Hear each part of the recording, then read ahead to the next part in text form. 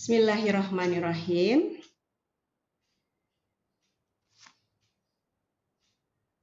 Assalamualaikum warahmatullahi wabarakatuh. Alhamdulillah kita panjatkan syukur kehadirat Allah Subhanahu wa taala pada kesempatan kali ini kita bisa bertemu di room kami. Terima kasih kepada yang sudah hadir. Kita akan mulai. Alhamdulillah kita panjatkan syukur pada Allah Subhanahu wa taala. Ini hari cukup cerah, sangat mendukung. Mudah-mudahan lancar sampai ke akhir. Salawat serta salam semoga tercurah kepada junjungan kita Nabi besar Muhammad SAW. Mudah-mudahan pertemuan kita dari awal sekarang sampai ke terakhir tidak ada hambatan ya Bapak dan Ibu. Bapak dan Ibu guru hebat semua. Hari ini saya ditemani oleh Ibu Eis Kurniati dari SMK Gema Nusantara 1 Pabuaran. Kemudian Ibu Juju Junirah SPDS dari MTS Negeri 3 Subang. Kami akan mempresentasikan yaitu belajar di tengah corona. Nanti seperti apa akan dipandu oleh moderator kita yaitu Ibu Juju. Sebelumnya saya sampaikan dulu aturan mainnya di sini. Pertamanya nanti saya akan membagikan presensi 20 menit menjelang ke akhir sesi ya Bapak dan Ibu. Untuk mengefektifkan waktu, kita mulai saja. Silakan kepada Ibu moderator, Ibu Juju Junirah untuk memandu jalannya diskusi pagi ini. Silakan Bu Junirah. Ya, terima kasih Ibu host, Ibu Mardiawati. Bismillahirrahmanirrahim. Assalamualaikum warahmatullahi wabarakatuh. Bapak Ibu, suara saya jelas? Bu Is, suara saya jelas? Agak pelan tuh suaranya. Jelas, Bu. Oh iya. Assalamualaikum warahmatullahi wabarakatuh. Ya, Waalaikumsalam. Bapak Ibu yang saya hormati, selamat datang di video conference untuk sesi 3 hari Rabu ya, tanggal 22 April 2020. Pertama-tama marilah kita panjatkan puji syukur kehadirat Allah Subhanahu wa taala, berkat ridhonya ya kita bisa bergabung kembali di PAIKAN PCT Batch 6 Jawa Barat. Sholawat serta salam mudah-mudahan tercurah limpah kepada junjungan alam Nabi besar Nabi Muhammad Shallallahu Alaihi Wasallam, kepada keluarganya, kepada para sahabatnya, dan mudah-mudahan sampai kepada kita selaku umatnya.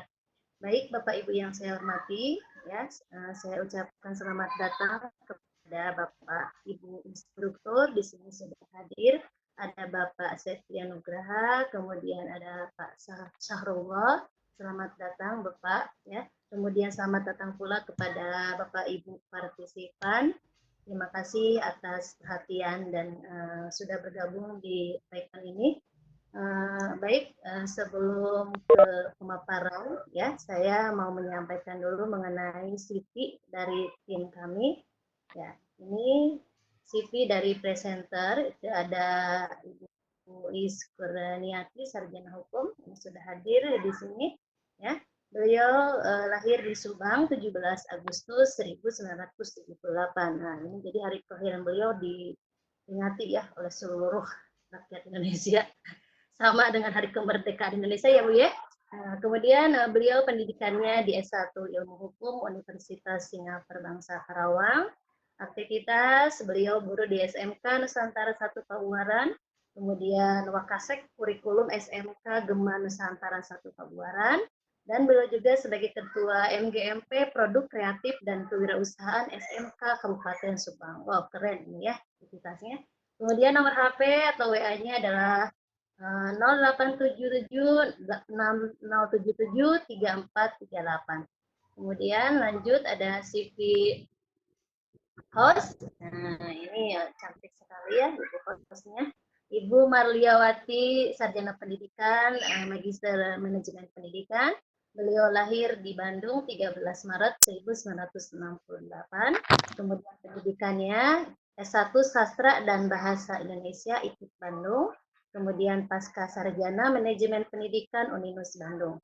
Dan aktivitas beliau adalah sebagai guru bahasa Indonesia di SMP Negeri 1 Jalan Cagak dan sebagai Ketua MGMP Bahasa Indonesia SMP Kabupaten Subang. Nomor HP dan WA-nya ya sama, ini 082 116 024 575. Kemudian saya sendiri sebagai moderator, ini sekali ya dengan CV2 tadi. Nama saya Juju Junira Sarjana Pendidikan. Saya lahir di Majalengka 23 November 1984. Saya pendidikan di S1 Pendidikan Akuntansi UPI Bandung. Kemudian aktivitas saya sekarang adalah guru IPS di MTS Negeri 3 Subang. Kemudian nomor HP atau WA 081 324 038 385.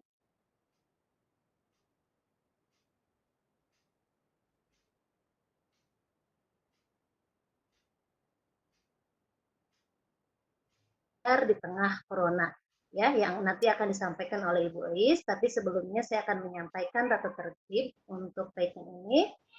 Yang pertama, sebelum presentasi, Bapak Ibu mohon untuk mematikan mic-nya ya. Kemudian nanti untuk taken ini ada dua sesi, yang pertama pemaparan, kemudian yang kedua adalah sesi tanya jawab. Untuk sesi tanya jawab nanti saya akan mendahulukan yang menulis di chat. Ya, kalau nanti di chat sudah tidak ada, baru Bapak Ibu bisa langsung bertanya kepada presenter. Dengan terlebih dahulu menyebutkan nama, ya identitasnya dari mana, namanya siapa.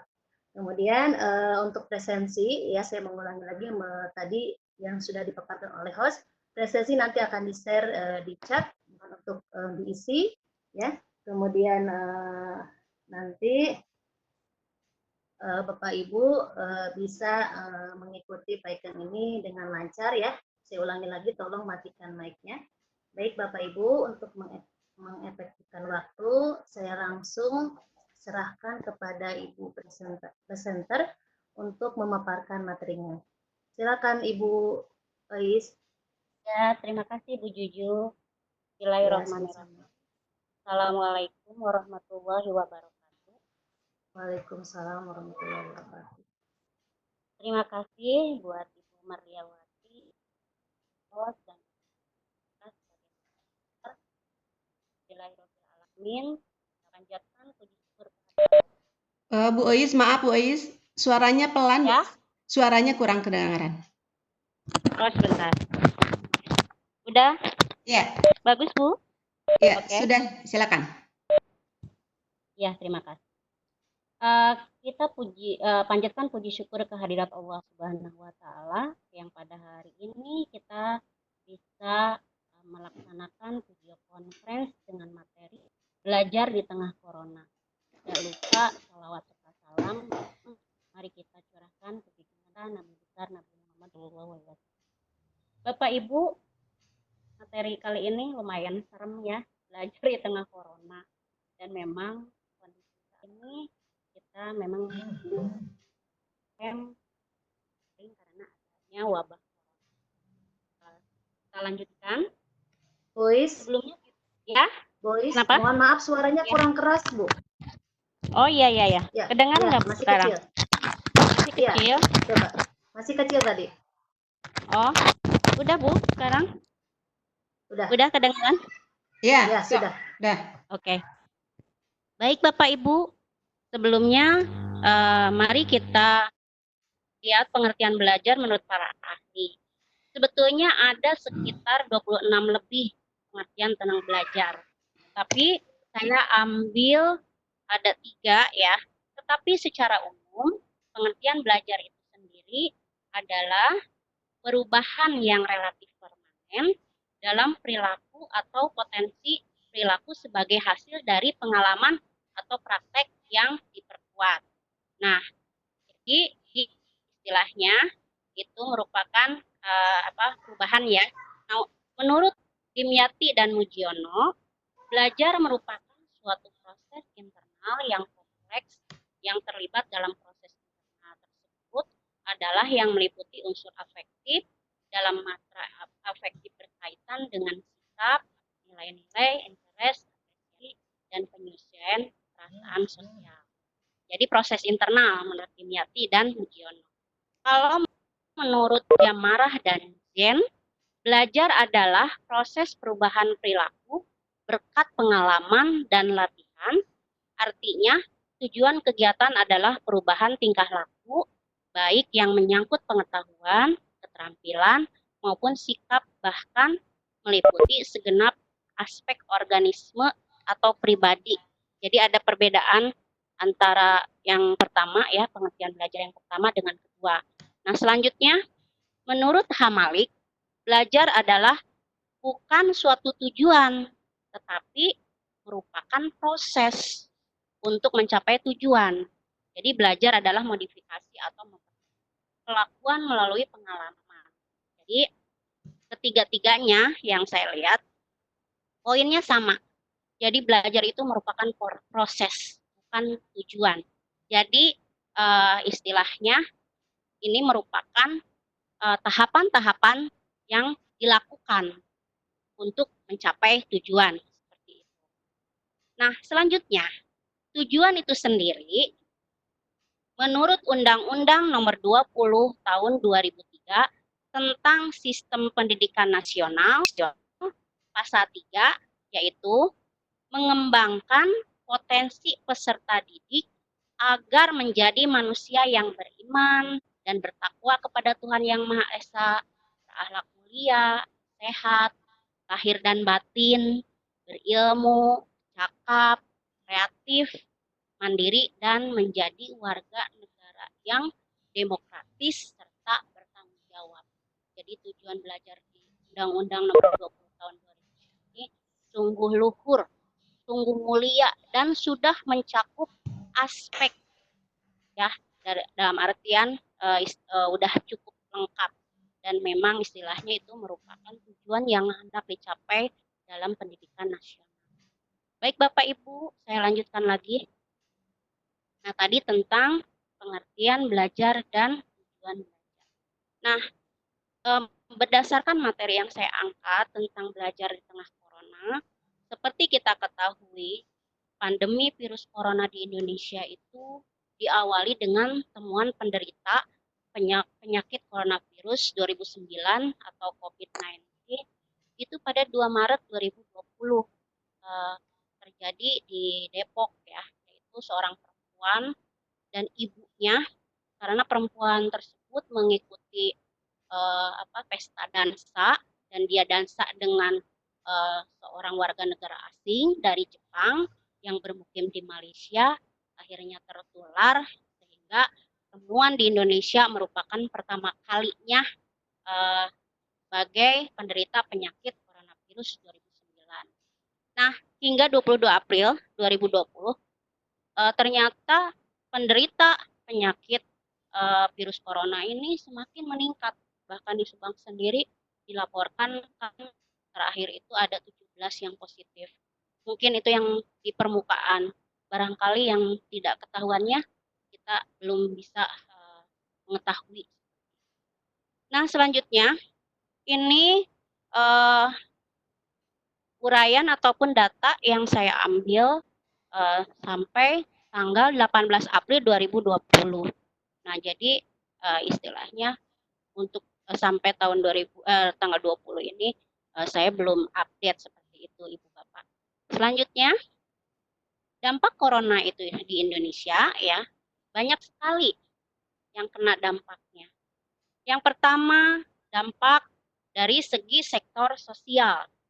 Nah, ini banyak sekali dampak dari corona ini, khususnya untuk sosial itu seperti diterapkannya social distancing. Jadi ada penjagaan jarak kurang lebih antara satu orang dengan orang lainnya itu minimal 1 meter. Kita jangan berkerumun, bergerombol, mengadakan acara atau apapun sehingga penularan virus corona itu bisa menyebar luas dan istilahnya kita bisa meng-cut atau memotong perpindahan virus ini dengan tetap di rumah atau di rumah saja seperti itu.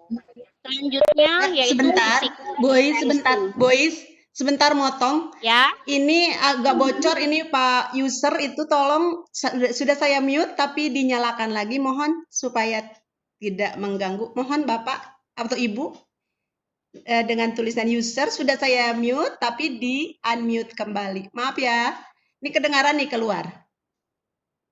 Silakan Bois. terima kasih Ibu. Nah, kita lanjutkan. Tadi social distancing, nah sekarang physical distancing ya. Nah, physical distancing juga ya, kita tidak bisa bersalaman. Kita sebagai orang timur, khususnya Indonesia, kalau bertemu dengan orang lain itu harus istilahnya bersalaman. Apalagi ibu-ibu biasanya cipika-cipiki ya, seperti itu, apa, eh, melakukan kontak fisik lah seperti itu secara langsung. Nah, otomatis dengan adanya virus corona ini ya kita tidak ya sumpahnya bersalaman seperti halnya di agama Islam itu hanya menangkupkan telapak tangan di depan dada sumpahnya seperti itu. Nah, selanjutnya dampak corona di sektor sosial yaitu pekerja perempuan itu banyak yang di garda terdepan, terutama dokter-dokter, perawat atau para medis yang memang bekerja di rumah sakit yang memang langsung menangani penderita yang mengidap virus corona seperti itu. Jadi itu eh, efeknya itu bisa ke keluarganya, jadi tidak bisa bertemu seenaknya dengan keluarga atau anak-anaknya. Kita sering lihat ya ibu bapak di televisi atau di berita-berita online hanya pengen bertemu saja hanya di depan pintu gerbang melambaikan tangan, anaknya kangen sampai dikantungin sama plastik besar hanya untuk dipeluk seperti itu. Kita sedih sekali ya, mereka memakai APD yang begitu berlapis-lapis, tidak bisa minum, tidak bisa ke belakang dalam beberapa jam. Karena memang APD itu hanya dipakai satu kali, tidak bisa berkali-kali. Ataupun yang seumpamanya penguburan, biasanya didatangi pelayat, dikuburkan, diantarkan ke pemakamannya, tetapi hanya tim paramedis saja yang bisa mensolatkan, mengkapani, dan menguburkan seperti itu. Nah, itu salah satu dampak di sektor sosial. Berikutnya di sektor ekonomi. Nah, ini berasa sekali ya Bapak Ibu, terutama untuk menengah ke bawah ya, di mana dampak dari corona ini banyak terjadi PHK di perusahaan-perusahaan karena perusahaannya tidak bisa berproduksi sehingga uh, tidak bisa menggaji karyawan, otomatis PHK terjadi besar-besaran. Kita miris sekali, sedih ketika Ramayana di Depok itu semua karyawan di PHK, mereka menangis, berpelukan seperti itu. Itu contoh salah satu dari dampak corona di sektor. Terus juga penghentian sementara atau diliburkan sementara dan karyawan juga tidak mendapatkan gaji haknya seperti itu. Jadi no work no pay, tidak bekerja ya tidak ada bayaran seperti itu. Nah, selain itu dampak yang lainnya yaitu harga-harga naik walaupun tidak terlalu signifikan. Umpamanya ibu-ibu barangkali yang sangat merasakan belanja sayuran atau sembako ada kenaikan dari harga-harga di pasaran seperti itu juga terasa sekali ya Bapak Ibu. Terus berikutnya yaitu pendapatan pedagang kecil menurun, bahkan stop sama sekali penjual dagangan keliling ya. Kita seperti pernah melihat di Bandung kotak-kotak lengang, ada yang jualan siomay, dia tidak bisa berjualan, tidak ada pembelinya karena memang orang-orang lebih stay di rumah gitu, tidak mana-mana. Nah, itu di sektor ekonomi. Selanjutnya, untuk di sektor pariwisata dan hiburan, itu yang pertama, klub atau tempat hiburan otomatis ditutup ya, karena itu merupakan tempat keramaian. Jadi istilahnya tidak ada tempat hiburan malam, klub, diskotik dibuka. Jadi untuk menghindari pandemi corona ini semakin menyebar luas seperti itu.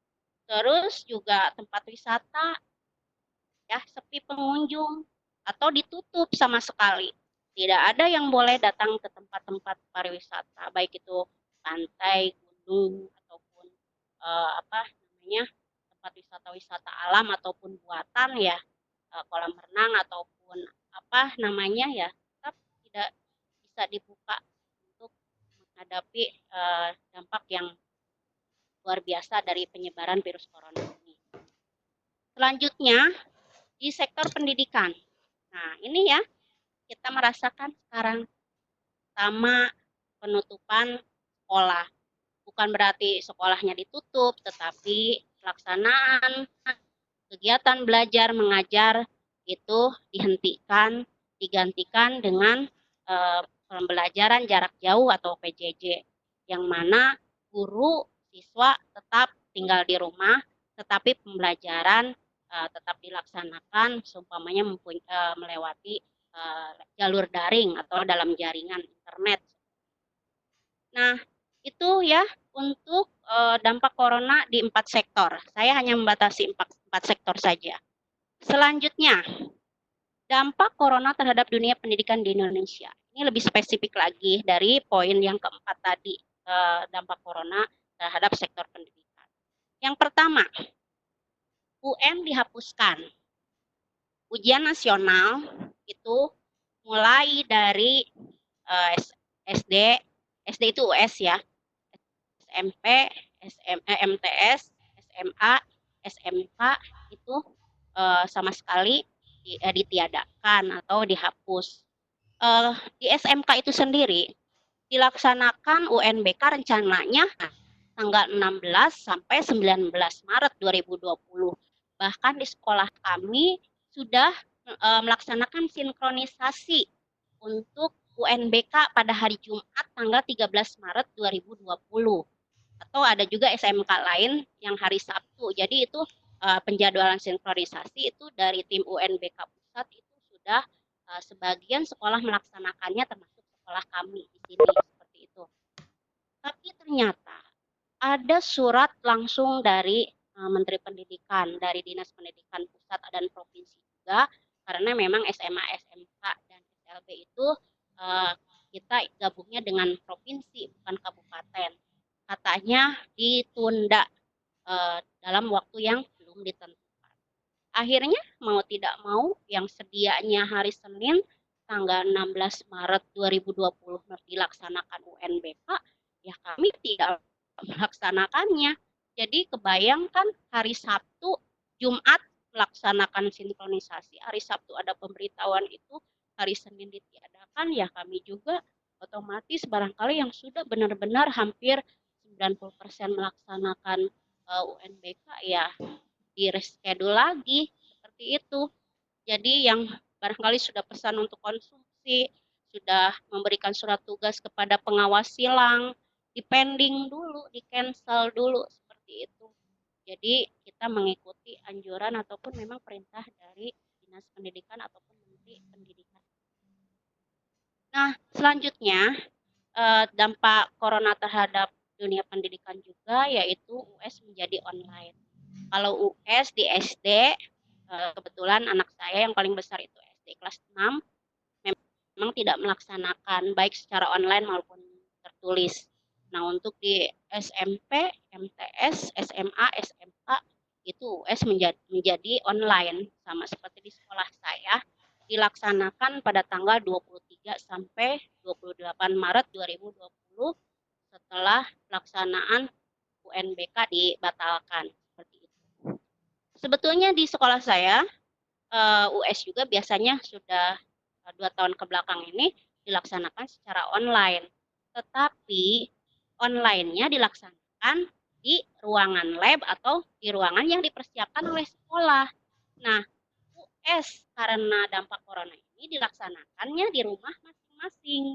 Jadi nanti anak-anak kelas 12 kalau di SMK itu ya mereka mengerjakannya di rumah, tetapi tetap ada penjadwalan mata pelajaran PAI seumpamanya pertama itu mulai jam 7.30 sampai jam 9 seperti itu. Jadi tetap nanti soal yang dibagikan kalau di sekolah kami menggunakan Google Form itu dibatasi sesuai waktu. Jadi ketika waktu selesai otomatis direkap hasil responnya dan tidak bisa mengisi lagi setelah waktu habis seperti itu. Jadi kami melaksanakan sesuai jadwal dan Google Form juga bisa dibuka seenaknya, ada batas waktu atau cut off-nya. Nah, selanjutnya pembelajaran juga yang biasanya tatap muka, face to face di kelas, sekarang juga harus melalui daring atau dalam jaringan menggunakan internet seperti itu ya. Jadi waktu pertama kami dapat surat dari Dinas Pendidikan Provinsi itu materi dan RPP yang disajikan itu tentang virus corona. Jadi siswa-siswi diharapkan mengenal tentang apa itu virus corona dan penyebarannya. Jadi merupakan sosialisasi dari virus corona yang mewabah di Indonesia seperti itu. Nah, belajar daring ini sendiri ya tidak bisa dilaksanakan secara tatap muka, dilaksanakan secara online. Jadi istilahnya per minggu itu kami melaksanakan laporan ke Dinas Pendidikan Provinsi. Biasanya yang melaksanakan itu Wakil Kepala Sekolah Bidang Kurikulum merekap semua laporan baik berupa soft copy maupun hard copy, nanti direkap, terus juga diuploadkan hasilnya di laman ataupun di webnya Dinas Pendidikan Provinsi yang sudah disiapkan. Jadi tiap minggu kami melaksanakan laporan, tidak semata-mata pemerintah memberikan tugas ataupun supaya sekolah melaksanakan KBM daring, tapi tidak ada laporannya, tidak bisa seperti itu. Bahkan 2 minggu belakangan ini, pengawas pembina juga mewajibkan setiap guru untuk melaporkan kepada pengawas pembina masing-masing. Jadi double, nanti Wakasek Kurikulum lapornya ke Dinas Pendidikan Provinsi, semua guru-guru melaporkan ke pengawas pembina masing-masing. Jadi istilahnya tetap dipantau oleh dinas terkait ataupun pengawas pembina masing-masing sekolah seperti itu. Baik, Bapak Ibu, kita lanjutkan lagi ke slide berikutnya. Nah, media yang dipakai pembelajaran daring di sini banyak ya. Istilahnya kita tidak repot walaupun memang harus melaksanakan KBM daring, banyak media-media yang memang bisa digunakan. Yang pertama, seumpamanya Webex yang sekarang kita pelajari, kita ikuti melalui akun Webex ini, kita bisa seumpamanya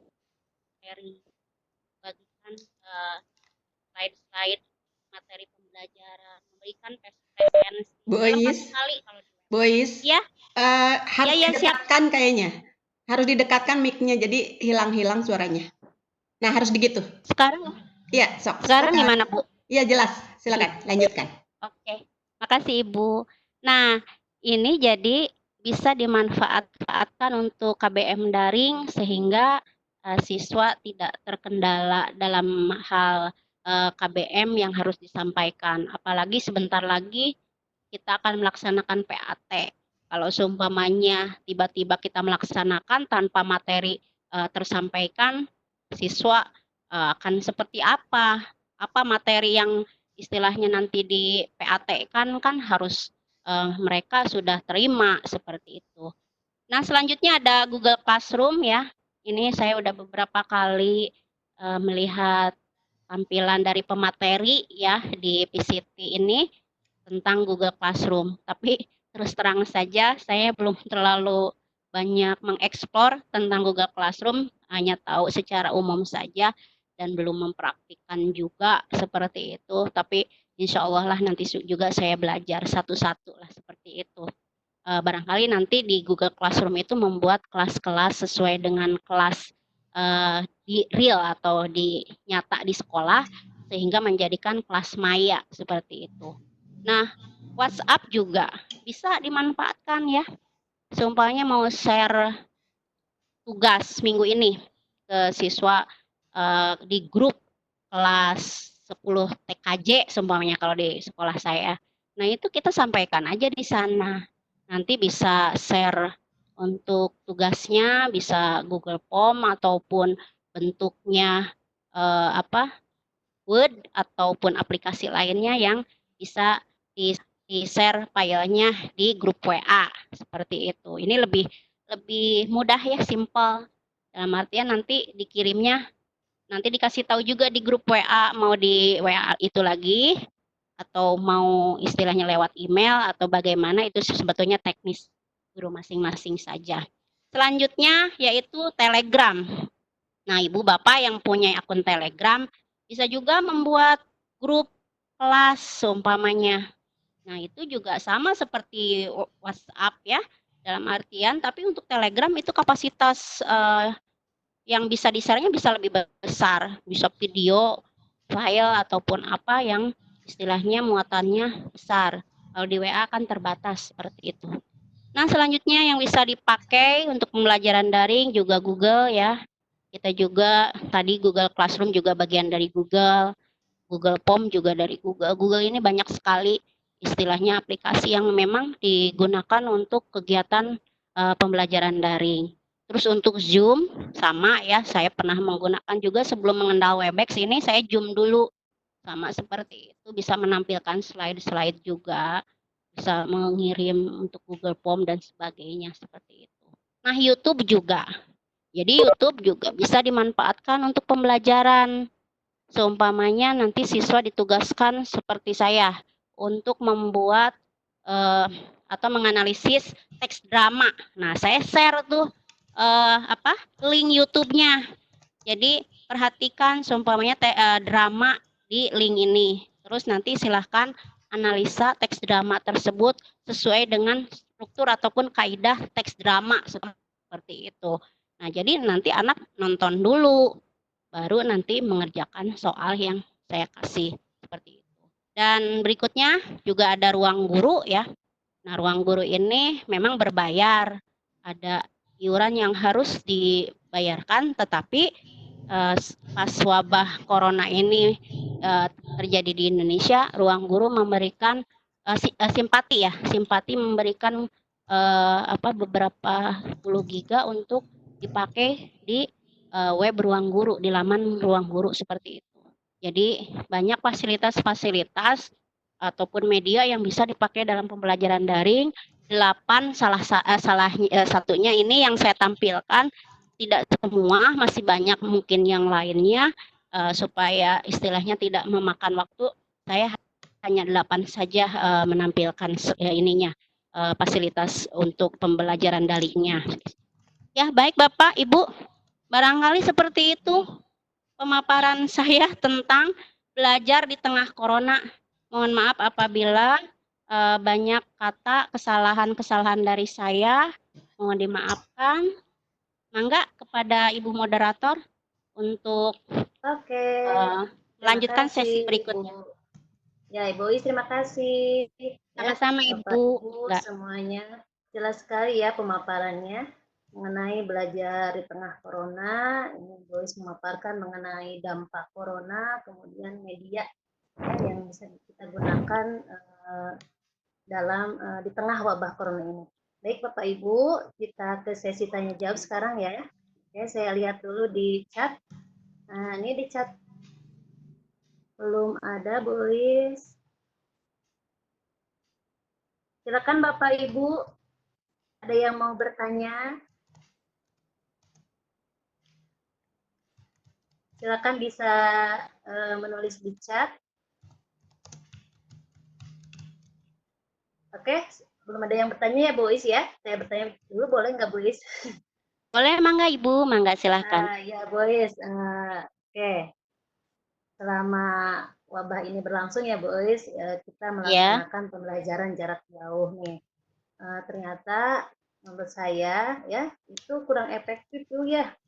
Saya Iya juga betul, bingung Bu. ini mungkin bukan hanya di lembaga saya ini semua ya, semua lembaga Iya, mungkin sama iya, iya menghadapi betul, masalah di mana anak itu kadang-kadang tidak ada kuota ya, juga betul, tidak betul, punya uang betul, untuk membeli pulsanya. Ya, saya betul, memahami Bu. karena mungkin orang tuanya itu kan apalagi di tengah lockdown ini ya Bu ya, Betul ekonomi sekali, juga Bu. terhambat, kemudian mencari Betul. pekerjaan juga sulit akhirnya ya karena mereka harus stay at home ya Bu.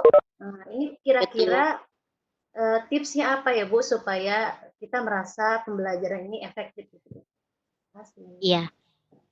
Ya, terima kasih Bu Juju. Pertanyaan yang bagus sekali ya.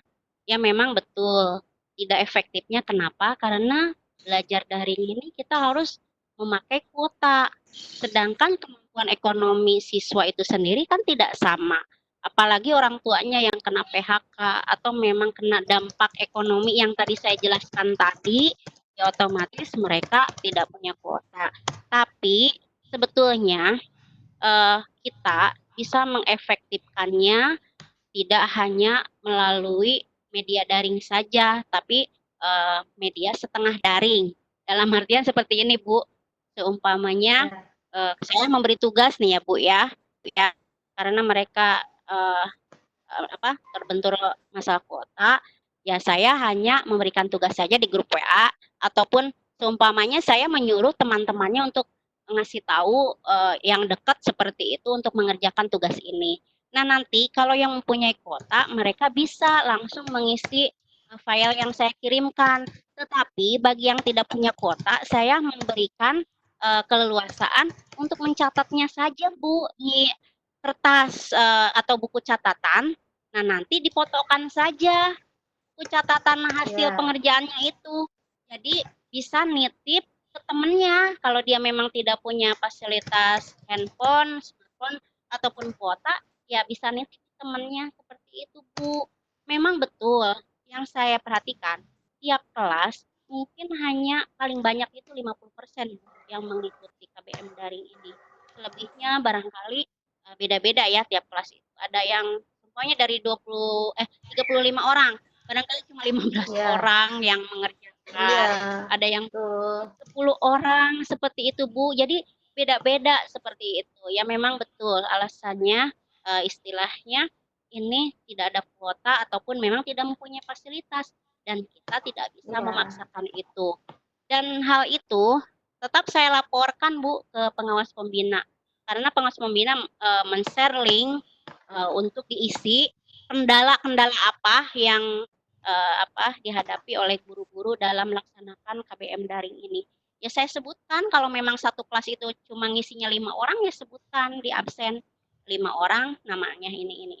Ya real aja Bu dan tidak diada-adain istilahnya apa adanya iya, dan kami juga tidak bisa memaksakan kepada siswa harus mengerjakan tetapi tetap kapasitasnya kita juga memahami kondisi dan situasi sekarang ini Bu, jadi tidak bisa memaksakan semua harus ikut tetapi tetap menghimbau. Begitu Bu Juju barangkali. ya. Oke, terima kasih Ibu. Jelas sekali ya, tapi Ya, mungkin sedikit lama ya Bu ya, iya nggak apa-apa. supaya semua anak mengerjakan tugas kita itu ya Bu ya. Eh, Iya Jadi betul. mungkin biasanya nanti itu bertumpang tindih dengan tugas berikutnya. Ya, Iya oke. betul Bu. Ibu terima kasih. Mangga kepada Bapak Ibu yang sudah hadir di sini. Nah, ini Bu Lis ada 17 partisipan ya.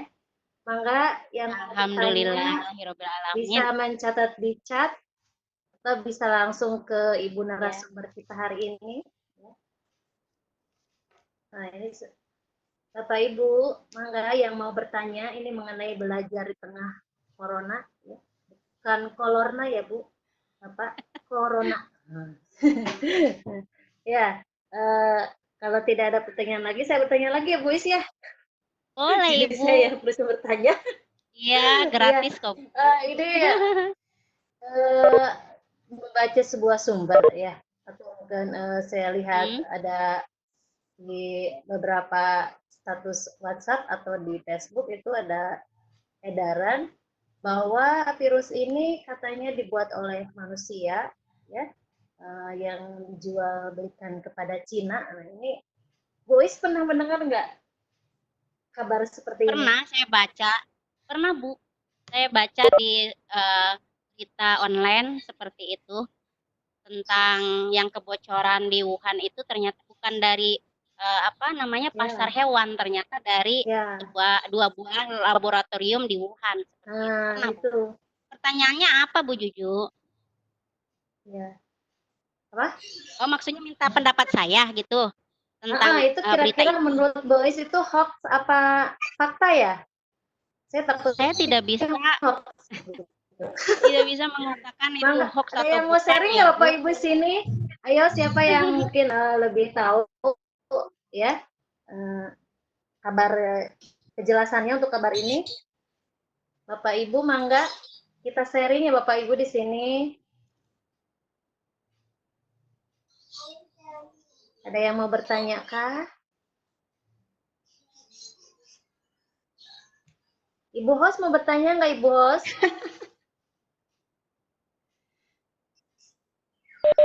Bapak Masih instruktur kita memantau sudah nih. di sini mau bertanya tidak? Bu Juju, saya lagi memantau ini. Ini ada yang nyala nih, namanya tidak ini tidak pakai nama user.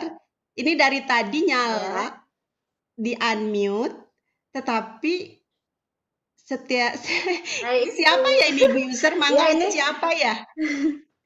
Jadi saya juga suaranya kedengeran ngelihatnya, nih ke sini. Saya mute nih, tapi kemudian ini di unmute lagi. Ibu user, ini silakan Ibu user, mau bertanya Bu. Ibu mangga user Ibu itu Bare. siapa namanya?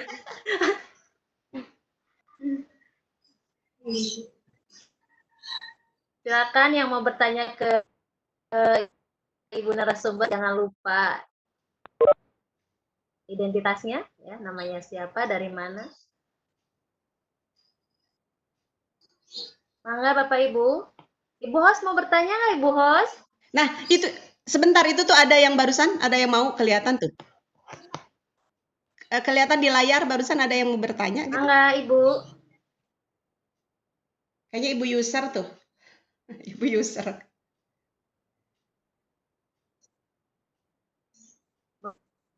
Boleh mangga.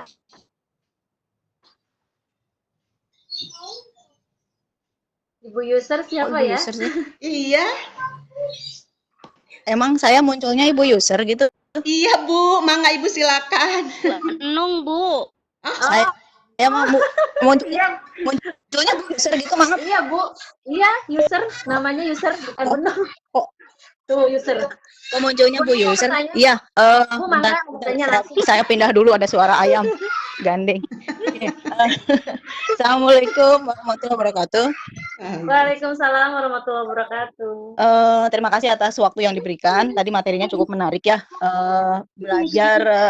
Belajar di masa corona gitu ya. Oke, sebagai seorang guru memang kita mengalami kesulitan gitu karena seperti tadi yang dikatakan oleh Bu Eis bahwa tidak semua siswa memiliki kuota dan bisa membuka tugas-tugas yang kita berikan.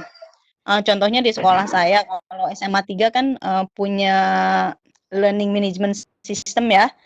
Jadi setiap siswa dan setiap guru tuh memiliki apa sih namanya? Memiliki sendiri masing-masing ya, memiliki akun sendiri ya. Jadi saya bisa memberikan saya bisa buka akun sendiri dengan misalnya mau ngasih materi ya saya ngasih materi, kemudian kalau mau ngasih tugas juga ya saya ngasih tugas.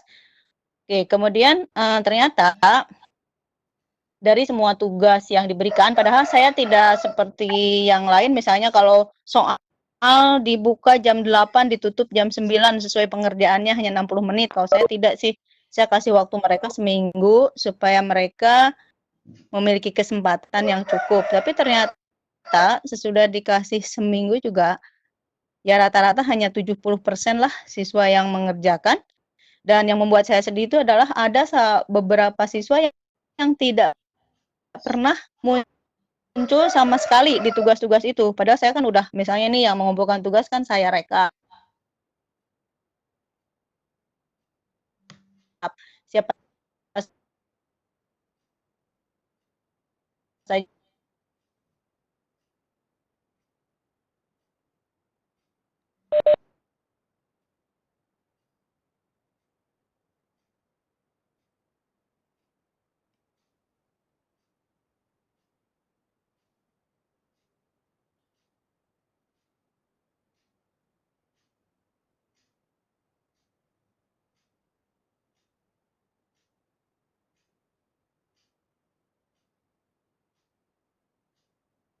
Terima kasih atas kesediaan untuk mendengarkan. Assalamualaikum warahmatullahi wabarakatuh. Ya, langsung saya jawab aja ya Bu Nung. Terima kasih pertanyaannya. Bu Nung meminta kiat-kiat agar semua siswa dapat mengerjakan tugas-tugas dari gurunya, seperti itu. Bu Nung, kalau tidak salah, ada kebijakan dari Menteri Pendidikan tentang dana BOS. Saya yakin semua sekolah mendapatkan dana BOS seperti itu. Nah, dana BOS ini apabila nanti ada pencairan, kalau tidak salah di bulan Mei, itu bisa digunakan untuk membeli kuota siswa maupun guru, nanti dilaporkan di LPJ-nya seperti itu Bu Nung. Nah, jadi bukan berupa uangnya, tetapi nanti direkap nomor guru, nomor siswa, nanti pihak sekolah yang akan mengisi kuotanya atau memberikan kartu-kartu kuotanya sesuai dengan provider yang diikutinya. Nah, itu juga bisa jadi solusi. Jadi jangan sampai ada alasan tidak punya kuota. Karena begini Bu Nung, sebetulnya pembelajaran via daring juga sebetulnya memang kata Bu Juju tadi tidak efektif atau kurang efektif. Tetapi itu mencerminkan kita juga ketika KBM di kelas. Ketika kita memberikan tugas di kelas kan ada yang mengerjakan, ada juga yang tidak. Apalagi di situasi yang sekarang ini yang lagi wabah corona ini. Jadi mereka jadi ada alasan. Padahal saya lihat statusnya jalan terus. Instagram statusnya ngaberebet. Di Facebook juga sama. Jadi istilahnya apakah ini hanya sekedar alasan saja untuk tidak mengerjakan dan tidak ada kemauan untuk mengerjakan atau gimana? Tetapi itu sisi kurang baiknya ya. Kalau sisi baiknya, justru saya bisa lebih melihat potensial anak. Seperti saya pernah menugaskan untuk membuat video musikalisasi puisi. Ternyata Bu Nung itu di luar ekspektasi saya. Video-videonya begitu kreatif, inovatif, walaupun memang puisinya ada yang bikin sendiri atau hasil download.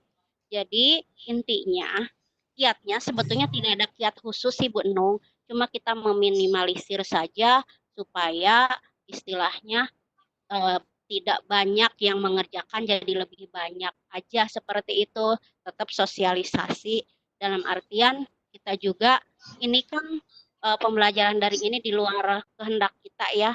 Tidak ada seorang pun yang menginginkan hal ini terjadi, wabah ini ada, tetapi ya istilahnya ya kita juga sebetulnya tidak bisa menuntut juga kepada siswa. Kalau kondisinya seperti itu ya kita juga harus bisa berempati dan mungkin pihak sekolah juga nanti bisa memfasilitasi dari dana BOS itu untuk memberikan kuota-kuota yang memang menjadi alasan sebagian dari siswa yang tidak mengerjakan tugas. Demikian Bu Nung, barangkali ada partisipan lain yang mau menambahkan, memberikan kiat-kiat kepada Bu Nung supaya lebih banyak lagi siswa yang mengerjakan KBM daring ini atau tugas-tugas KBM daring.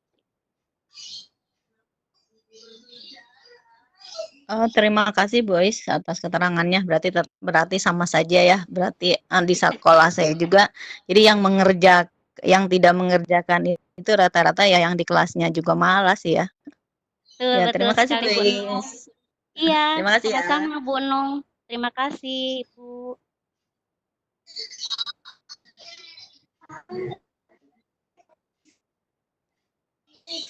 Enggak Ibu Juju, moderator. Barangkali masih ada yang mau bertanya lagi.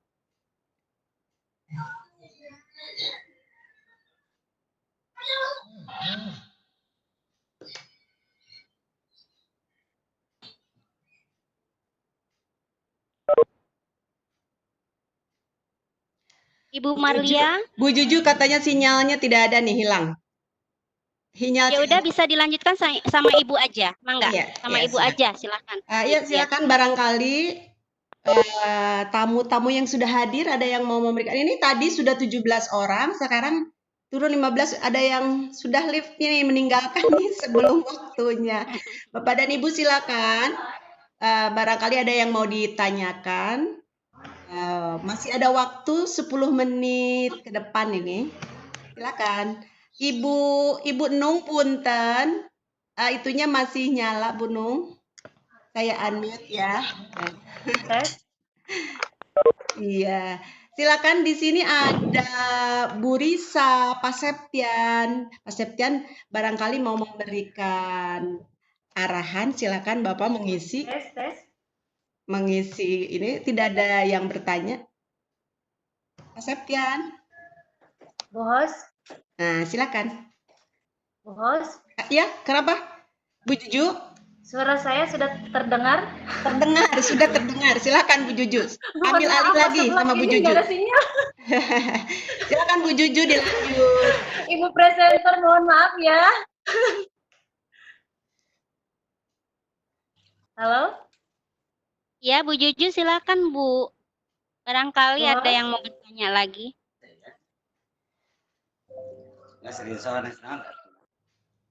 Pak Warno barangkali mau bertanya.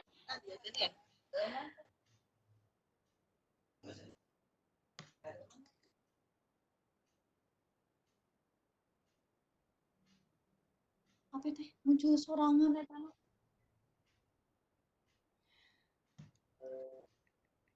Bu Juju.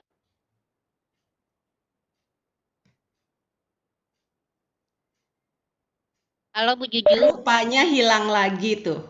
Hilang lagi. Itu saya ingin mendengar suara emasnya Pak Septian. Dipersilakan Pak Septian, barangkali mau memberikan sepatah dua patah kata di kesempatan ini. Silakan Pak Septian. Baik, terima kasih Bu Marliawati dan Bu Ois yang sudah selesai menjalankan tugas. Bisa mendengar suara saya, Bu? Iya, Pak. Oke, baik. Pak Septian, ya? sebentar, belum ditutup ya, ini, belum ditutup. Oh gitu? Oh silakan, silakan.